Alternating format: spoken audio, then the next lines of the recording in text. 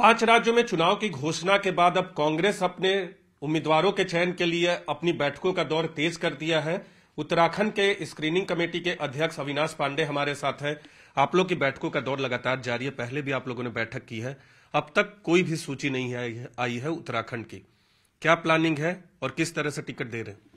नीरज जी, उत्तराखंड के चुनाव हमारे लिए बहुत ही महत्वपूर्ण है और इसके लिए जो उम्मीदवारों का चयन है, इसकी प्रक्रिया सतत पिछले 1 महीने से शुरू है और इसके लिए 2 हमारी चुनाव समिति की बैठक हो चुकी हैं, हमारी स्क्रीनिंग कमेटी की बैठक हो चुकी है और काफ़ी कुछ कॉन्स्टिट्यूंसीज में 70 कॉन्स्टिट्यूंसी में अधिकांश विधानसभा क्षेत्रों के उम्मीदवारों को एक पिक्चर क्लियर उभर कर आया है।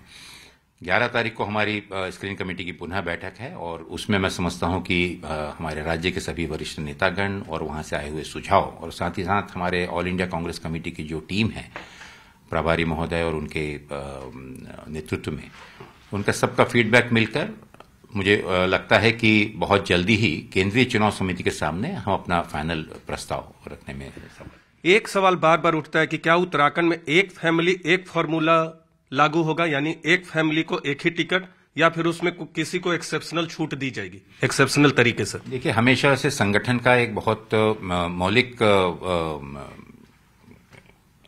उद्देश्य होता है कि जो कार्यकर्ता जो जमीन पे काम कर रहा है और जिसमें चुनकर आने की सक्षमता हो, ऐसे उम्मीदवारों को हम लोगों के सामने पार्टी के चेहरे के रूप में पेश करें।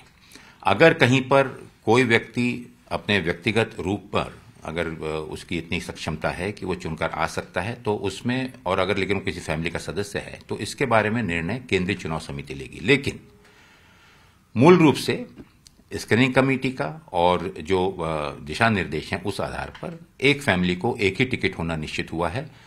कुछ एक उसमें एक्सेप्शन हो सकते हैं जो कि एक्सीडेंटली, जैसे आर्य जी का ले लें, यशपाल आर्य जी, उनके चिरंजीव दोनों एमएलए और मिनिस्टर की हैसियत से पार्टी में वापस आए हैं, तो वो इसमें निश्चित रूप से उनको इसमें कंसिडर नहीं किया जाता है। लेकिन आमतौर पर कोशिश यही होगी कि एक फैमिली एक टिकट देने का ही जो फॉर्मूला है उस पर ही हम तय करेंगे।